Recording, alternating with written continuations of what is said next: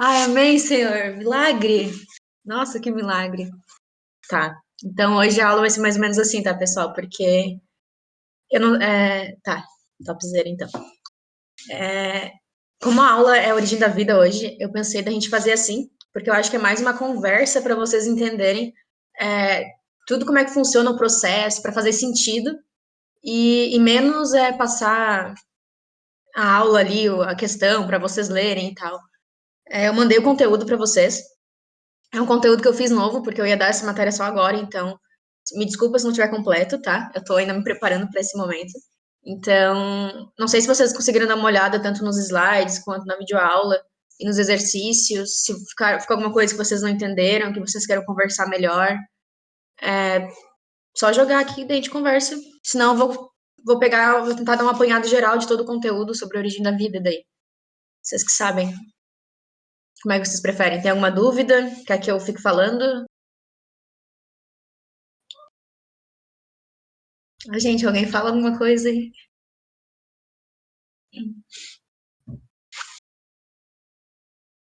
Ah, Roger sempre engraçadinho, né?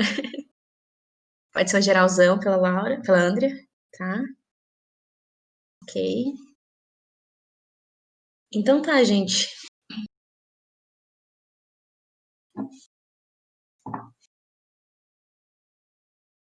Luana também. É verdade, Roger, obrigada, tá? Fico muito feliz pela sua presença na sala. Então tá, só esperar o pessoal terminar. Qualquer coisa vocês perguntam, ok. Tá, tá, gente. Então, vamos imaginar. Essa aula a gente tem que ter uma baita de uma imaginação, tá? Porque a gente precisa realmente imaginar algo completamente desconhecido, tá? Então, a gente vai falar de origem do universo, quando que o pessoal começou a perceber certas coisas e tal. Então, ele é uma coisa que é uma aula que não existem muitas evidências, não é muito real, né? Algo muito real. Ninguém estava vivo quando ocorreu o Big Bang, lá uma explosão no meio do nada, e começaram a surgir as partículas iniciais e tal. Então, é uma aula que a gente tem que realmente abrir a cabeça e se permitir imaginar. E principalmente depois, quando a gente começar a falar da Terra, dos primórdios da Terra, e falar de moléculas, porque quando a gente fala em molécula, a gente está acostumado a pensar lá na química, né? Que é só aqueles carbonos e risquinhos e tal. Só que só que é muito mais do que isso, tá? E a gente vai ter que imaginar uma junção de tudo isso virando até o ponto de uma evolução que chegue na gente. Então, vocês têm que se permitir muito imaginar para entender a origem da vida, tá? Então, eu espero que vocês estejam muito abertos a imaginar. E eu não sei o que é isso que o Roger mandou. Tem um link, mas eu vou ignorar o Roger nesse momento, porque tem só um link, Roger, desculpa. Tá, então, ok. Então tá, a gente, para falar da origem da vida, é importante a gente falar antes da origem da Terra. Para falar da origem da Terra, da origem do universo. Todo mundo conhece já a teoria do Big Bang, né, que é uma explosão, enfim, mas essa teoria veio só bem depois. Não vou lembrar o ano, mas foi depois de Newton lá, então é muito importante. Antes disso, a gente conhecer alguns pensadores da época que trouxeram para a gente algumas descobertas, tá? Então, ciência é muita descoberta. O cara vai lá, vê alguma coisa no céu e começa a estudar sobre aquilo. Só que antigamente era muito mais difícil do que é hoje, né? Então, primeiro, o que se pensava? Antes, acho que eram 300 antes de Cristo, alguma coisa assim. Tinha um cara chamado Tales de Mileto que afirmava que a Terra era plana. Então, por muito tempo, a igreja defendeu que a Terra era plana e essa foi a verdade universal. A Terra é plana. Não sei se aqui tem alguém que acredita que a Terra é plana. Desculpa, mas eu vou debochar de você daí, mas com todo respeito, claro. Mas então, lá em antes de Cristo, a galera acreditava que a Terra era plana. Porque, sei lá, você anda em linha reta, tem, claro, as depressões e relevos, mas você anda em linha reta. Em nenhum momento você fica de cabeça para baixo, eu tenho a impressão que está de cabeça para baixo. Então, antigamente se acreditava que a Terra era plana. Essa era a verdade universal. Aí uma galera começou a pensar melhor sobre isso. Aí o cara que veio depois de Tales de Mileto foi o Aristóteles, que não carregou o teu. Ah, tá. Cosmos. Isso é Cosmos, tá? Cosmos, pode crer, isso aí. Explosão, Cosmos, tá bom, Roger. Depois de Tales de Mileto veio Aristóteles, e Aristóteles daí ele começou a observar alguns, como é que chama? Me deu um branco agora, o Roger me desconcentrou. Eclipse, os eclipses, onde você não vê no Sol e tal, uma linha reta. Você vê uma linha, uma coisa mais curva, né? Uma bolinha mais escura, mais curva. Então, se a Terra é plana, não faz sentido você ter uma visão de curva quando nos eclipses, né? Então, a partir desse momento, eles começaram a dizer: não, gente, a Terra não é plana. Porque a partir de observações do céu e tudo mais, não, a Terra não é plana. E aí, então, a partir do Aristóteles, falaram: não, a Terra é redonda e tá aqui as provas, tá? Aí, depois de um tempo, ainda como a igreja era muito, a força da igreja era muito presente, o pessoal achava que a Terra era o centro do universo. Então, por muito tempo, a Terra ficou como o centro do universo. E quem ia contra essa ideia sofria todas as consequências lá, né, da época. Então, a Terra era o centro do universo e o Sol e tudo mais girava em torno da Terra, que é a teoria geocêntrica, se eu não me engano o nome. Aí logo em seguida veio um cara e bateu de frente. Heliocêntrica. Obrigado, Roger, sempre me salvando.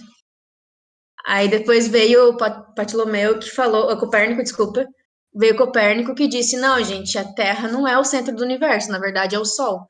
E como que ele conseguiu fazer essa afirmação? Ele analisou, dos pontos chaves foi que ele começou a observar o céu, e em uma dessas observações já se conhecia Marte, e tinha todo um interesse já por esse planeta Marte, e ele estava observando o movimento de Marte lá no céu, enfim, lá nas estrelas. Ele percebeu que Marte tinha um movimento diferente das outras estrelas e de todo o resto do sistema que se podia ver quando tu olhava para o céu.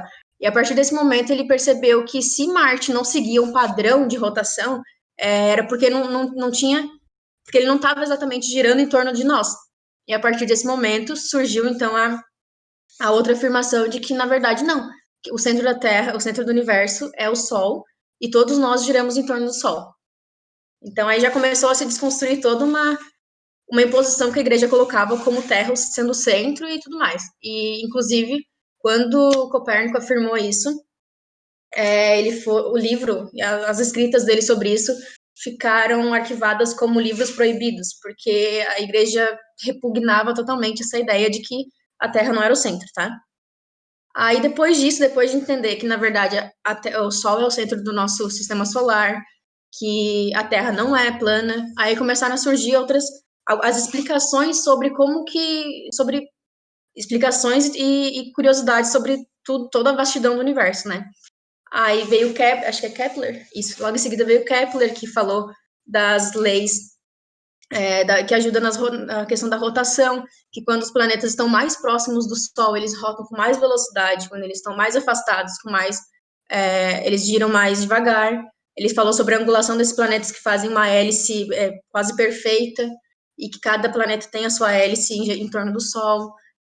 Aí depois veio Galileu Galilei, que falou sobre que daí fez os primeiros protótipos lá de, de luneta, e daí ele conseguiu observar melhor e realmente reafirmar a ideia de que o centro do nosso, do nosso sistema é o Sol.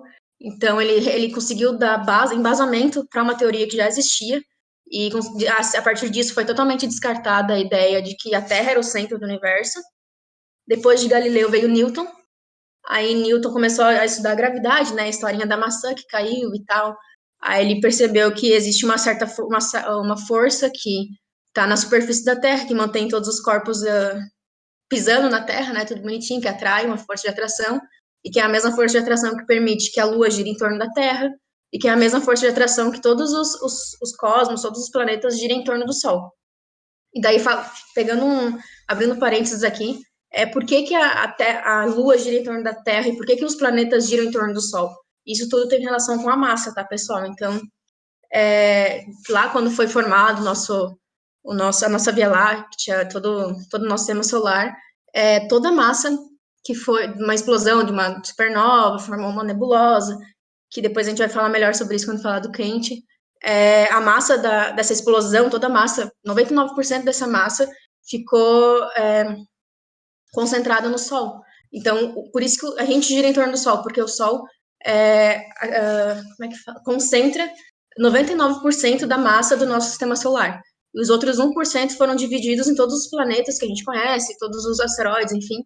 E esses 1% é que são atraídos pelo Sol. Então, esse 1% fica girando em torno do Sol, porque a gente tem menos massa do que o Sol. Assim como a Lua tem menos massa que o planeta Terra, então a Lua gira em torno da gente, tá? Então, tudo tem relação com massa, densidade e gerando, assim, força de atração, tá? Aí tá, Newton falando da gravidade e da atração. Aí veio o Kent e deu as teorias da nebulosa.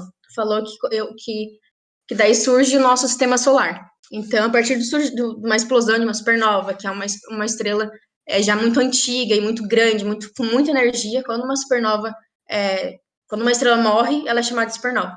E essa supernova, então, dessa explosão gera-se vários restos, digamos assim, restos e gases e partículas, enfim, que ficam concentradas e girando cada vez mais rápido e mais rápido.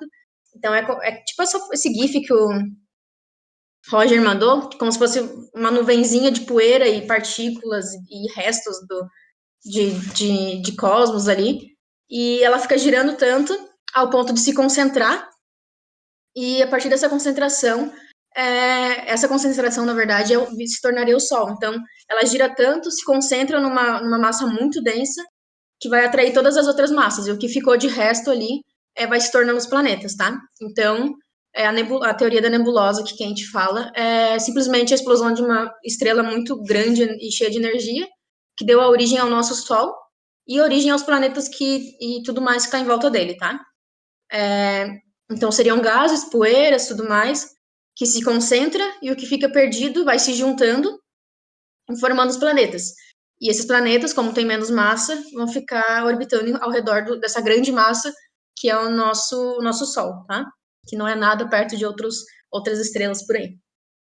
E a partir do Kent, então, uns anos depois, surgiu daí, só então a teoria do Big Bang, que na verdade os caras analisaram, sei lá, não lembro exatamente a história, mas surgiu a teoria do Big Bang, que do nada começaram a surgir elétrons e coisinhas perdidas e partículas perdidas começaram a se unir, aí os elétrons se juntaram com nêutrons, tinham um núcleo e tudo mais, e isso foi expandindo e evoluindo até o ponto de chegar ao nosso sistema solar, tá?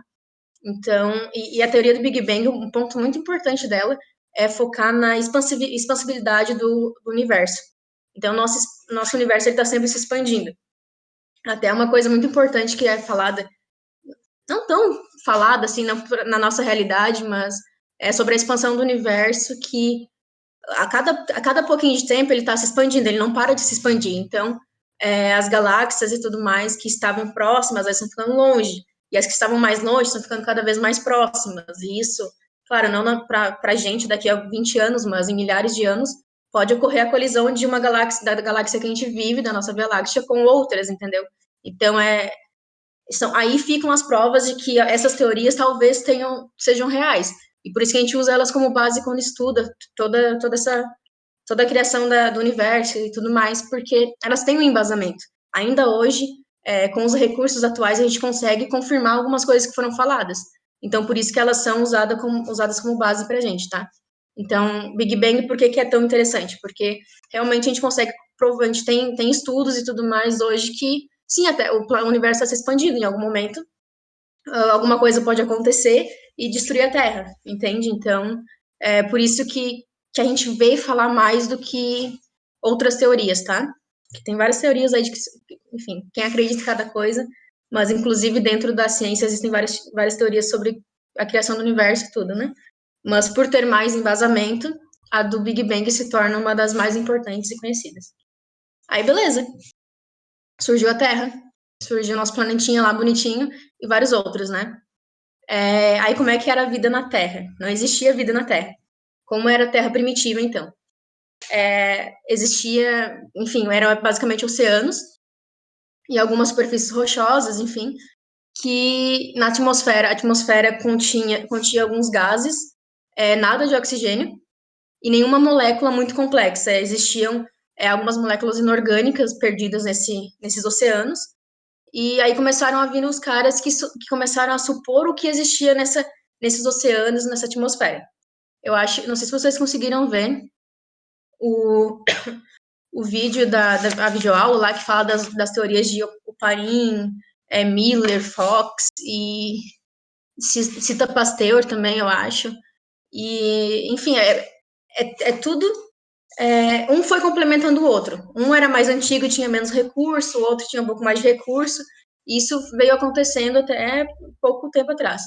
Então, primeiro o cara pegou e disse que na atmosfera existiam gases como amônia, água, nitrogênio, alguma coisa de sulfato também, não me lembro exatamente o nome. E essa era a Terra, essa era a atmosfera primitiva. A gente tem que pensar que a gente não tinha uma proteção como a gente tem hoje. A Terra que a gente conhece hoje, que a gente vive, e só vive porque existe uma proteção, um escudo, que é a camada de ozônio. Mas qual é a composição da camada de ozônio?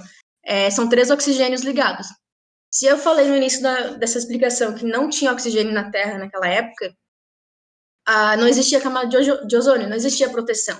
E se não existia uma proteção, todos os estímulos e explosões, etc., do universo acabava atingindo a gente. Então, a gente tinha muitas tempestades gravíssimas, assim, absurdas. O Sol, que é uma baita de uma estrela, emitia muita energia, muitos raios ultravioletas, raios gamas, raios-x, a caralhada toda pelo universo, não necessariamente no Sol. E então a gente sofria vários estímulos externos. A gente não, né? A Terra primitiva, a atmosfera, enfim. E esses estímulos externos foram muito importantes, porque não sei se vocês lembram quando a gente falou vagamente de metabolismo, sobre catalisadores. Então, às vezes a gente precisa de energias para realizar para sintetizar algumas coisas. E foi a mesma coisa na Terra primitiva. Existiam moléculas dispersas, nada muito complexo, eram moléculas com hidrogênio, com nitrogênio, coisas básicas que estavam na Terra primitiva, e existiam essas descargas elétricas, esse calor, esses raios ultravioletas. Então, foi essa energia de tempestade, de raios, que possibilitou que essas moléculas simples e dispersas, perdidas, começassem a se transformar em moléculas mais complexas. Então, existiam moléculas dispersas pelos oceanos, existia energia, e a partir disso começou a se formar as primeiras moléculas de carbono. Mais importante do que entender as moléculas de carbono, gente, não eu acho que é bacana a gente entender que vieram coisas externas também para dentro do nosso planeta. Eu acho que eu não anotei aqui o nome do cara, mas acho que foi Miller, que é a teoria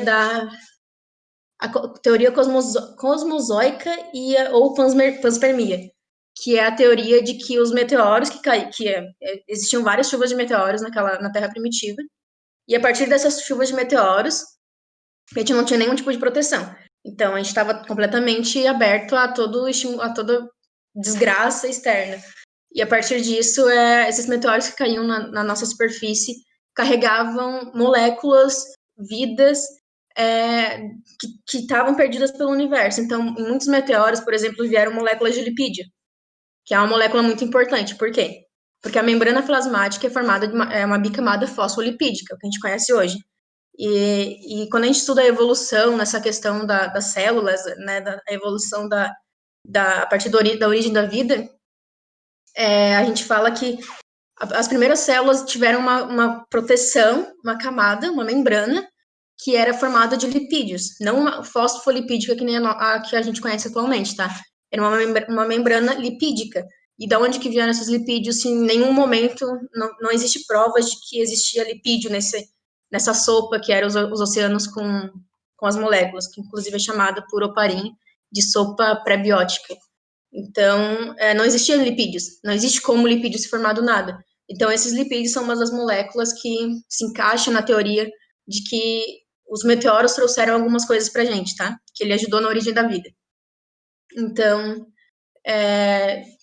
beleza, tinha a sopa pré-biótica com algumas moléculas, tinha atmosfera com gases, amônia, etc. E tinha os estímulos externos. E aí começou a se formar, então, acontecer as primeiras reações, da origem às primeiras moléculas orgânicas de carbono e tal. E começou a surgir, então, esses lipídios começaram a se juntar em micelas, que são como se fosse uma célulazinha, que a gente conhece como a cabeça, então, nessa época, a cabeça polar das membranas. Então, os lipídios se ligaram nessas micelas e começaram a se fechar.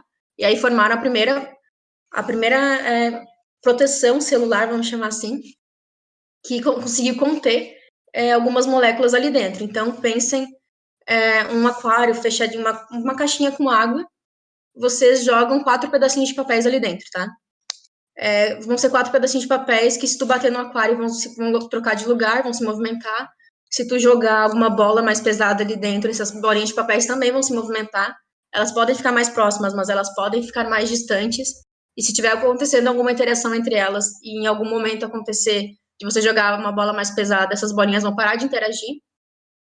Então, era muito ao acaso que as coisas aconteciam. A partir do momento que você cria um compartimento para essas 4 bolinhas de papéis, então, sabe aquelas máquinas que vocês botam uma moedinha e sai um Pokémon, uma Pokébola com Pokémon? Que antigamente era muito bacana e hoje são os Pokémons meio de qualidade meio merda. Pensa se você pegar essas Pokébolas, tá? Esses 2 ladinhos da Pokébola, e colocar dentro desse aquário e fechar essas 4 bolinhas de papéis dentro dessa Pokébola. Agora, as 4 bolinhas de papel estão contidas dentro de uma bola maior. Se você bater no aquário, jogar uma bola mais pesada que movimente a água, as 4 bolas de papéis ainda vão estar juntas dentro daquela Pokébola. Então, não vai fazer diferença, não vai fazer diferença a questão de elas estarem livres ali dentro, porque elas não estão. Elas estão todas contidas em um compartimento, e a partir do momento que elas estão dentro desse compartimento, eu amo Pokémon, gente. E a partir do momento que elas estão dentro desse compartimento, Ai, eu não consigo interagir com esses GIFs, eu perco a minha linha de raciocínio. Tá, elas vão ficar mais contidas. Se elas estão mais contidas, nada vai atrapalhar a interação delas. Então, a partir desse momento, tu tem mais um ponto-chave para permitir que essas moléculas trabalhem em conjunto, se ajudem e criem um ambiente promissor para elas. A partir desse momento, tu tem uma proteção e às vezes, como a gente está falando de camada de lipídios, tem um livro que fala sobre a interação do meio interno com o externo, que já naquela época, com uma membrana super simples, já existia. Então, essa bicamada lipídica com a micela permitia a troca de nutrientes do meio externo com o meio interno já. Não era tão complexa como é atualmente para as nossas células, mas já existia. E, enfim, então, as moléculas começaram a ficar mais contidas e isso facilitou a interação entre elas. Então, a complexidade delas começaram a aumentar. E se a gente falou que ela já tem uma membrana, então aquilo já pode ser quase chamado de uma célula. E mais do que isso, essas células envoltas em lipídios, essas moléculas envoltas em lipídios, elas também se faziam divisão. Então, elas se esticavam, eram 2 camadinhas de lipídios, elas começavam a se esticar, e viravam 2 bolinhas separadas, 2 células separadas. Quase igual a divisão que a gente conhece hoje, tá? Mas muito mais simples, claro. E não tinha nada, não tinha material genético, não tinha nada ainda. Elas começaram a fazer divisão. E daí, aqui a gente consegue puxar também a questão da evolução que Darwin falava lá antigamente. Quando a gente fala em evolução, a gente foca muito na seleção natural e tal. A gente foca muito nos animais, tipo os bichinhos lá dos bicos e tal, e seleção natural muito para coisas, para animais já mais evoluídos. Mas quando Darwin fala em seleção natural, a gente pode trazer lá para a origem da vida também. Porque essas células que se dividiam, essas células células não, esses organismos contidos em uma bicamada lipídica, eles se dividiam, e essa divisão deles era muito rápida. Eles virava uma bolinha, começava a se esticar e virava 2. E essas outras 2 se esticavam e viravam mais 2. E conforme essa divisão acontecia, eles diminuíam de tamanho, até desaparecer. E não é muito bacana que uma população desapareça, né? Então, a evolução, algumas outras, com a evolução, né, pode afirmar isso, que algumas outras substâncias começaram a se juntar nessa camada lipídica e proporcionavam um retardo da velocidade da divisão deles, desse organismo, vamos chamar assim. E se tu retardava a divisão desse organismo, se tornava, ele ficava mais presente nesse ambiente, porque ele não tinha o risco de sumir com tanta rapidez como aquelas membranas sem nenhuma partícula junto delas. Então, aqui está mais um vestígio de evolução, tá? Que isso vai sendo importante em todo o decorrer, desde essas moléculas até a vida como a gente conhece hoje, tá? Aí, beleza, os caras tinham uma membrana, mas não tinham material genético, não tinham nada. Então, outra coisa que surgiu, que daí vem o experimento de Pasteur e outros pesquisadores, foi o surgimento dos aminoácidos. Acho que Miller também fala do surgimento dos aminoácidos. E que eles fizeram os experimentos, que colocaram uma sopa prebiótica, né, aquele caldo primordial, que tem as moléculas que desde o Oparin já era falado, os gases e tudo mais. Eles aqueceram, deram descargas elétricas, enfim, e conseguiram sintetizar alguns aminoácidos simplesmente a partir desse caldo primordial e dessas substâncias presentes na Terra primitiva. Esse GIF do Pokémon tá me chamando tanta atenção, eu fico perdendo foco aqui. Tá. Não, gente, capaz. Muito obrigada, muito obrigada. E show, tá? Daí eles conseguiram provar que a partir disso vocês podem. É possível criar aminoácidos, e aminoácidos são. Não precisava, Gabriel, foi só um comentário, capaz. Esses. Você podia. Era possível sintetizar aminoácidos a partir dessa sopa e dessa atmosfera primordial lá da Terra. Então, se você consegue sintetizar aminoácidos, você consegue ter mais matéria orgânica para sintetizar moléculas mais complexas, porque o aminoácido é muito mais complexo do que uma molécula de amônia ou do que simplesmente uma molécula de hidrogênio, de gás hidrogênio. E tá. Ai, gente, eu sou muito dispersa, né? Enfim. Você consegue sintetizar aminoácidos. Então, a partir dos aminoácidos, também nucleotídeos e tudo mais, a gente conseguiu provar aí entra outra questão, que é a precedência do RNA e do DNA, tá? Então, primeiro, a gente afirma que existia uma molécula de RNA e depois uma molécula de DNA. Isso pode ser meio óbvio quando a gente pensa em complexidade, né?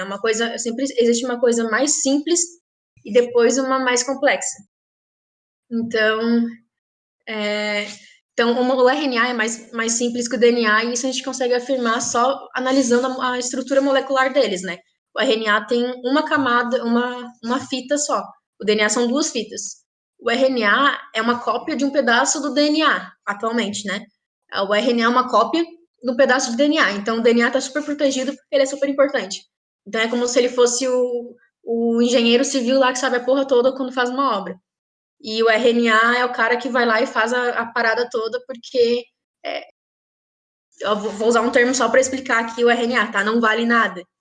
Então, o RNA sai e se ferra e faz todo o rolê ali, enquanto o DNA está super protegido, porque o DNA é super importante, tá?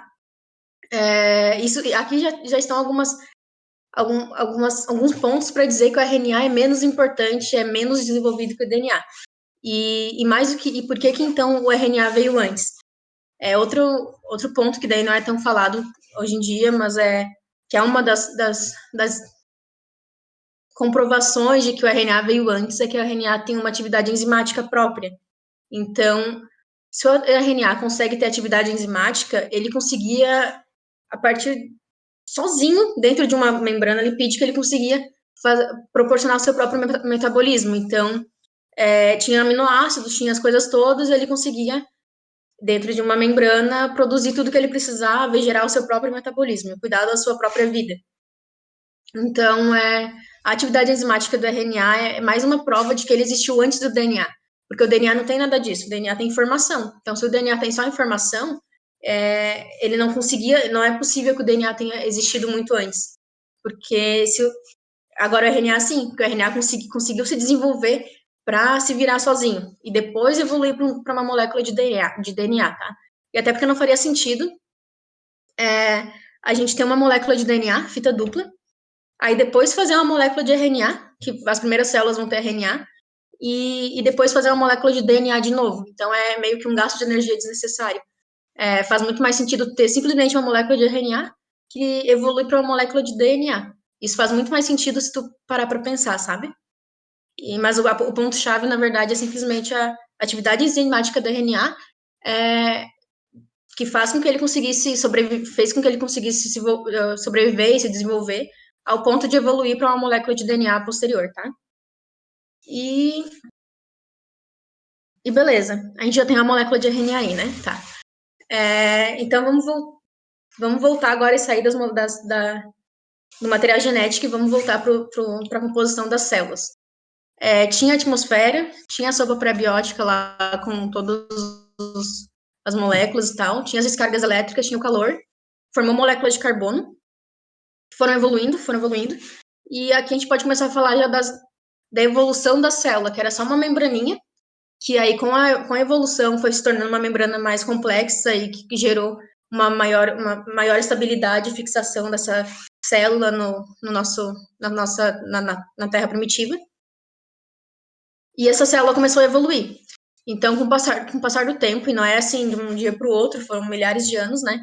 Essa célula começou a evoluir e se unir com outras células. Então, era uma bicamada lipídica que se unia com outras e englobava outras, que gerava invaginações nessa membrana lipídica e formava compartimentos dentro das células. E esses compartimentos a gente relaciona, então, com os atuais que a gente tem nas nossas células, que são as organelas.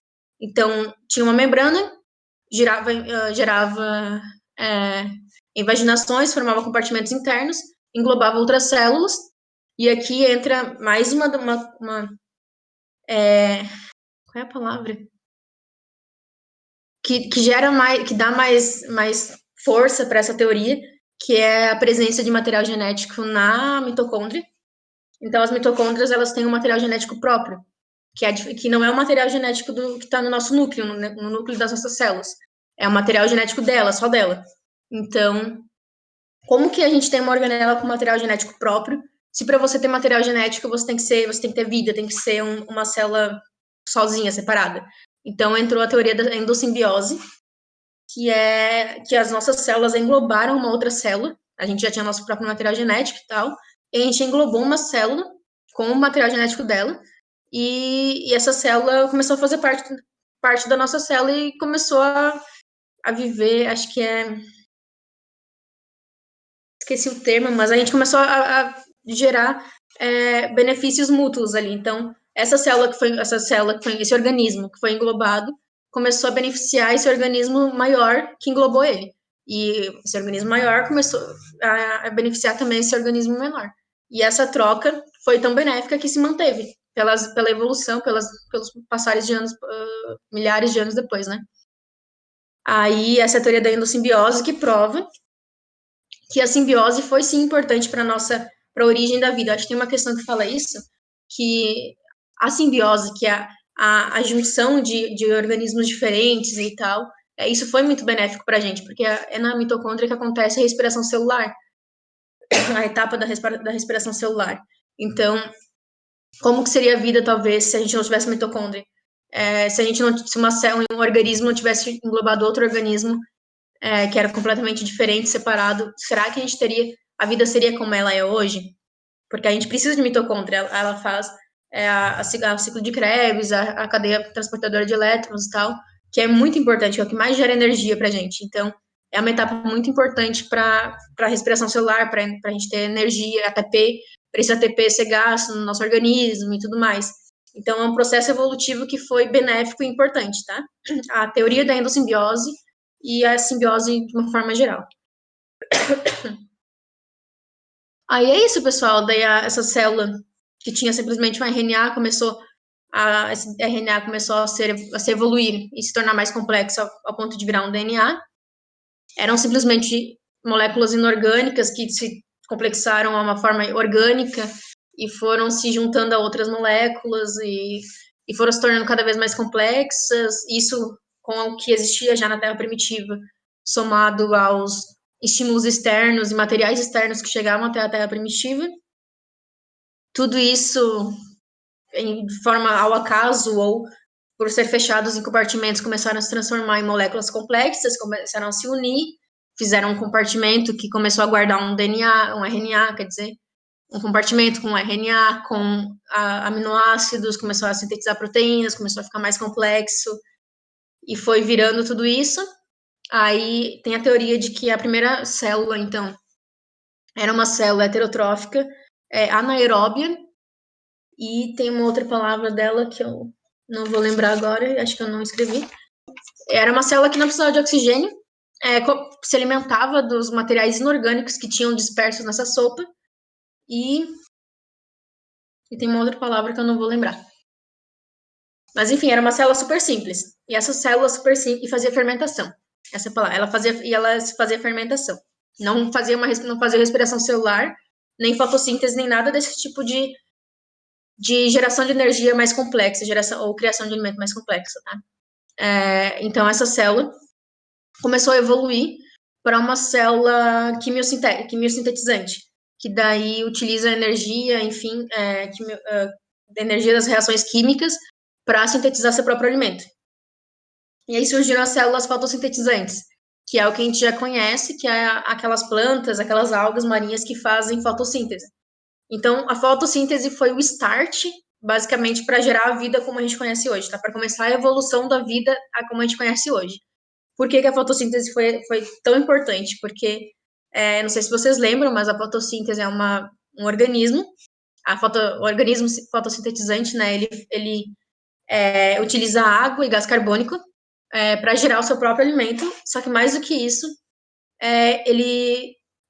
esses organismos, eles inspiram oxigênio. Então, por reações químicas que acontecem dentro desse organismo, que ele utiliza energia solar, nesse caso, água e material inorgânico, ele vai começar a sintetizar oxigênio. E a partir do momento que tu tem seres fotossintetizantes, tu tá dispersando oxigênio nessa atmosfera. E se tu tá largando oxigênio nessa atmosfera, aí a gente consegue começar a síntese da nossa camada de ozônio, que eu falei que são 3 oxigênios unidos, né? Uma molécula de 3 oxigênios. Então, se os organismos fotossintetizantes estão largando oxigênio na atmosfera, esses oxigênios vão poder se encontrar 3 a 3, formar o ozônio e começar a formar a camada de ozônio que vai virar essa proteção que a gente tem hoje para o nosso planeta. A partir disso, a gente vai parar de sofrer tanto estímulo externo, então os raios ultravioletas não vão chegar e superaquecer mais os oceanos, aí vai começar um leve resfriamento ali da superfície da Terra, enfim. Inclusive, tem um gráfico que mostra a temperatura da Terra lá bilhões de anos atrás, e a temperatura da Terra, não, desculpa, os oceanos da Terra, a primordial e os oceanos atuais, e antigamente, parece que foi ontem, mas há bilhões, milhares de anos atrás, os oceanos tinham em torno de 100 graus Celsius. E depois da camada de ozônio ser formada e a forma como a gente conhece hoje, os oceanos têm em torno de 30 graus Celsius. Então, fez muita diferença. Tanto para a gente viver hoje, tomar banhozinho de mar e tudo mais, quanto para a evolução de uma forma mais complexa, sabe? Aí esses seres formaram a camada de ozônio, começou a proteger a Terra e tudo mais, e começou a liberar oxigênio nessa atmosfera. E a partir desse ponto, as células começaram a se tornar aeróbias. Então, se existia uma célula anaeróbia que era uma célula fotossintetizante, agora existem seres aeróbios que vão usar esse oxigênio para o seu metabolismo. E como a gente sabe, a respiração celular que utiliza oxigênio, ela é muito, muito, muito benéfica, porque ela sintetiza muito ATP. E se tu tem muito ATP, tu vai ter muito mais metabolismo do que um cara que não usa oxigênio. E aí começou a criar essa complexidade dos organismos da superfície terrestre. A partir da presença do oxigênio, o cara começou a respirar, começou a ter um metabolismo muito mais elaborado e mais complexo do que o antecedente a ele, e ele começou a evoluir. E daí vem aquelas histórias de que do primeiro bichinho, célula mais complexa que saiu da água e foi para a Terra, e aí começou a evolução. E aí isso a gente fala lá na frente quando falar de evolução e darwinismo e tudo mais. E eu acho que é isso, pessoal. Basicamente, que você tem que entender sobre. Você tem que ter noção que as coisas não estavam todas aqui e algumas se juntaram ao acaso, elas precisaram de algumas ajudas para se manter próximas e tal, porque era um oceano, então fica tudo muito livre. O calor, as tempestades, os meteoros foram tudo muito importante. O RNA veio antes do DNA, tem comprovação, visto que ele tem atividade enzimática. E a teoria a simbiose, que foi importante, porque a gente organismos distintos começaram a se beneficiar um da presença do outro, a se juntar. Aí a teoria da endossimbiose prova, que é a prova da mitocôndria lá, de que a gente englobava outros organismos, isso foi benéfico para a gente. E a célula foi evoluindo. Aí uma célula que englobou uma mitocôndria virou uma célula animal, que englobou um cloroplasto virou uma célula vegetal. Deixa eu ver esse GIF. Tô ocupada vendo o GIF. Agora virou uma embriologia ali. Muito louca. Bom, enquanto eu olho o GIF, vocês podem falar se ficou alguma coisa, se alguma coisa não ficou clara. Se vocês querem discutir melhor algum outro ponto, se vocês olharam as questões, se está tudo respondido. Lá nas questões eles falam de teorias das pessoas mais específicas, né? E daí eu acho que o vídeo está bem claro sobre cada experimento, cada cara que fez o experimento. E se vocês quiserem, eu tenho um capítulo de um livro, só que ele é realmente muito detalhadinho, sabe? Ele explica do lipídio, da membrana, que não foi simplesmente uma membrana lipídica que apareceu do nada. E é bem bacana, para quem gosta desse assunto. Tem também uma série na Netflix que é mais voltada, O Universo, o nome da série. E ela tem episódios aleatórios, assim, ela fala do Sol, ela fala de Marte, que daí fica muito clara a importância da água para criar vida, para se originar a vida. Fala dos planetas também de forma separada. E tem um episódio que fala da origem da vida também, se eu não me engano. E é muito bacana, é bem interessante. Fala coisas que não vão ser utilizadas para nada, sabe? Mas é legal. A Terra ficou plana. A Terra ficou plana só na cabeça de quem não pensa direito, né? E antes de Cristo ela era plana, talvez, mas agora não é mais. A Terra só foi plana, não, né? A galera achava que era plana. Que a igreja mandava eles acharem, né? Mas nunca foi plana, não, nem vai ficar. Mas quem acredita, né, gente? Desculpa. Vamos conversar em particular pra eu xingar vocês sem ser gravada. E é isso, povo. Vocês querem saber mais uma coisa? Eu acho que era isso que tinha pra falar. Ah, sim! Esse era o único tipo de evolução que eu gostava até uns 5 anos atrás.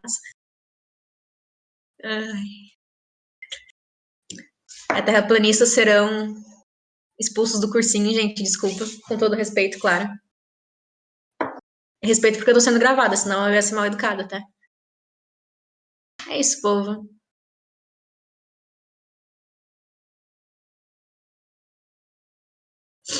Espero que vocês tenham conseguido imaginar. Eu posso postar eu juro que eu vou postar o gabarito. Posto agora já nos comentários lá da atividade, do material lá. E se alguém for com dúvida, vocês podem me chamar daí. Pode ser? Na verdade, eu digito aqui o gabarito já, ó. Rapidinho. Digitando, tá? Aí, se vocês não acertaram uma coisa e quiserem discutir agora ou depois em privado, vocês podem chamar também, não tem problema. Ai. Tem como botar o 2 embaixo? 4.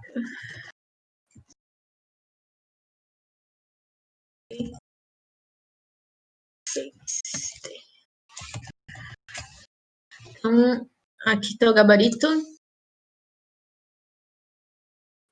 Tá certo, tá certo. E se vocês quiserem conversar, a gente conversa sobre. Se não fizer sentido a resposta que vocês colocaram, ou Quem não conseguiu fazer e olhou o gabarito agora, não entendeu o porquê, vocês podem me chamar tranquilamente, tá?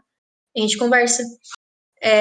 Os exercícios são mais sobre os experimentos de Oparin, de Miller, de Fox, mas acho que o vídeo deixa bem claro os experimentos deles.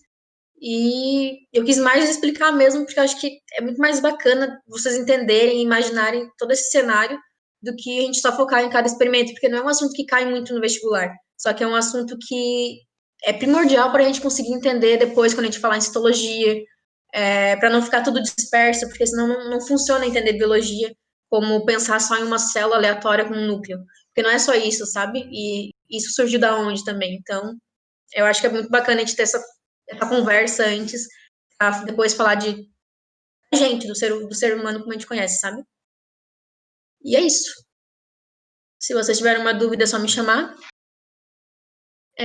Eu super indico vocês assistirem a série na Netflix, é muito bacana, muito divertida, muito legal, muito interessante. Não sei se vocês curtem o assunto, mas eu curto bastante, é bem legal. E é bem fácil, assim, sabe? A galera da NASA, é uma série antiga, então às vezes muita coisa tá diferente, mas é bem legal. Assistam. Tem outra série também que é explicando algumas coisas, e tem uma série que fala também das coisas do universo, tá? É bem legal. Os episódios, bem tri. Ai, assiste, Laura. Assiste e me fala o que tu achou. Vamos conversar sobre o universo, Laura. É muito legal. É bacana mesmo, pessoal. Vale a pena assistir. E conversar comigo sobre. Sim, é legal. Quem gosta de podcast também tem Jovem Nerd que chama. Cientista sobre a origem também. Eu queria. Me manda esse podcast, Richelle. Eu não sou muito de assistir podcast, mas eu tô sem fazer nada mesmo essa quarentena.